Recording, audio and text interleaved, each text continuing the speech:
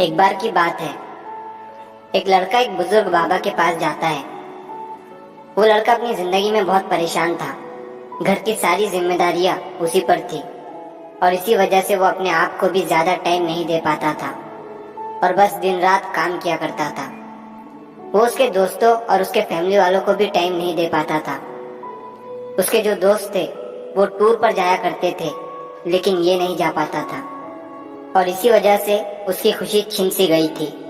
उसे भी नहीं पता था कि वो लास्ट टाइम कब दिल से खुश हुआ था, क्योंकि वो काम में बहुत उलझ सा गया था और उसकी मेंटल हेल्थ भी खराब हो रही थी।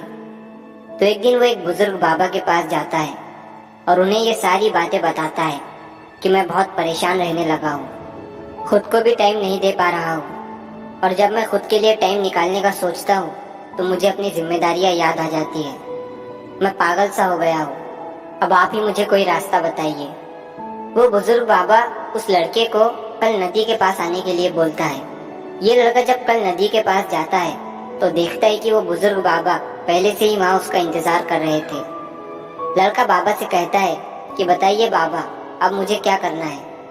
वो बुजुर्ग बाबा उस लड़के से कहते हैं कि बताता हूँ, लेकिन पहले हमें नदी के उस साइड में जाना है, मतलब नदी के उस किनारे पर जाने के बाद मैं तुम्हें बताऊंगा कि तुम्हें क्या करना चाहिए।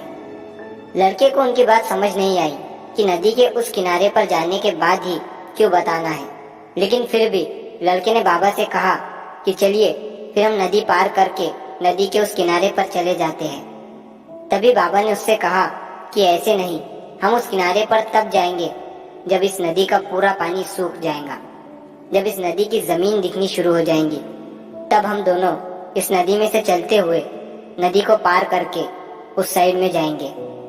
लड़के ने बाबा की तरफ देखते हुए कहा कि बाबा, आप ये क्या बोल रहे हो?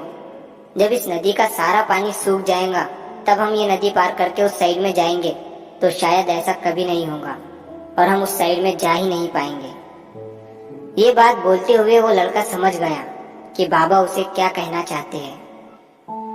बाबा ने उसकी तरफ देखा और मुस्कुराते हुए कहा कि यही चीज मैं तुम्हें समझाना चाहता हूँ कि तुम भी अपनी जिंदगी में ये सोच रहे हो कि जब मेरी सारी जिम्मेदारियां खत्म हो जाएंगी तब मैं अपनी जिंदगी में एंजॉय करूंगा, तब अपने आप को टाइम दूंगा, तब मैं मजे करूंगा।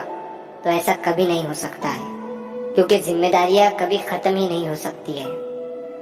अब वो लड़का क्लियर तरीके से समझ गया था कि चाहे अमीर आदमी हो या गरीब, सबके ऊपर कुछ ना कुछ जिम्मेदारियां है और वो उन्हीं जिम्मेदारियों में से कुछ टाइम निकाल कर एंजॉय कर लेते हैं और इसे ही जिंदगी कहते हैं। दोस्तों, इस कहानी से हमें ये सीख मिलती है कि जिंदगी बहुत छोटी है और टाइम बहुत फास्ट। तो अपनी जिंदगी के हर मोमेंट को एंजॉय करो, नहीं तो टाइम निकल जाएगा। तो अगर आप इस कहानी को और भी लोगों तक पहुंचाना चाहते हो तो इस वीडियो को लाइक करो, ताकि YouTube इस वीडियो को और भी लोगों तक पहुंचाए। और अगर कहानी अच्छी लगी हो तो चैनल को सब्सक्राइब जरूर करिए। मिलता हूँ मैं अगली बार इसी तरह की कहानी के साथ। तो सब्र करो, शुक्र करो और जिंदगी में आगे बढ़ो।